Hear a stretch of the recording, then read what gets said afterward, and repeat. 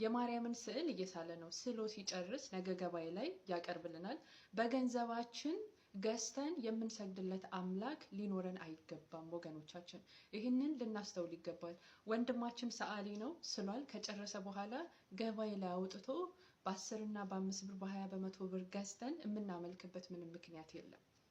ስለዚህ ሰዓሊዎችን ስራቸውን ልናደንቅ እንችላለን። ነገር ግን እነሱ የሚስሉትን እነሱ የሚያደርጉትን ነገር ገዝተን አምላክ ማድረግ ይቅር። ሲቀጥል ደግሞ ይሄ ስዕል አሁን ወንድማችን ስሎ ከጨረሰ በኋላ ስዕል አድነው ማለት የሚያድን ስዕል ተብሎ ይነገራል።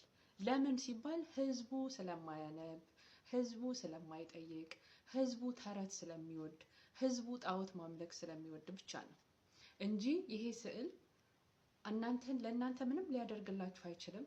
ምንም ሊለውጥ ምንም ፋይዳ የለውም።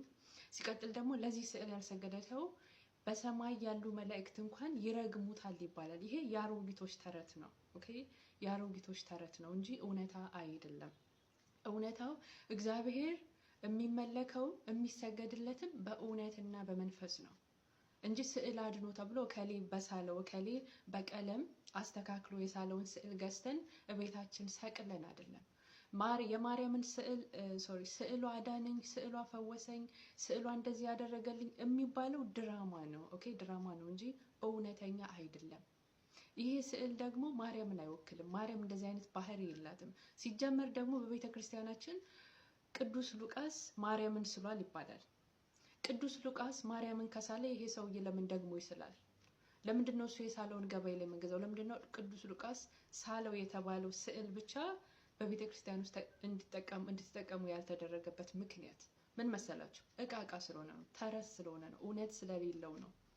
እና ራሳችሁን አትሸውዱ፣ ራሳችሁን አስመልጡ፣ ራሳችሁን በገንዘባችሁ ገዝታችሁ ከማምለክ ነፃ አውጡት። ኦኬ፣ አምላካችሁን ተገናኙ፣ አንብቡ፣ ጠይቁ፣ ወደ መጽሐፍ ቅዱስ እውነት ተመለሱ። አለበለዚያ ግን ትጠፋላችሁ። ኦኬ፣ እግዚአብሔርን ያለማወቅ ወራት አልፏል ይላል መጽሐፍ ቅዱስ። ለምንድነው የማታነቡት? ለምንድነው ተረት እየሰማችሁ ጊዜያችሁን የምታቃጥሉት ወገኖቼ?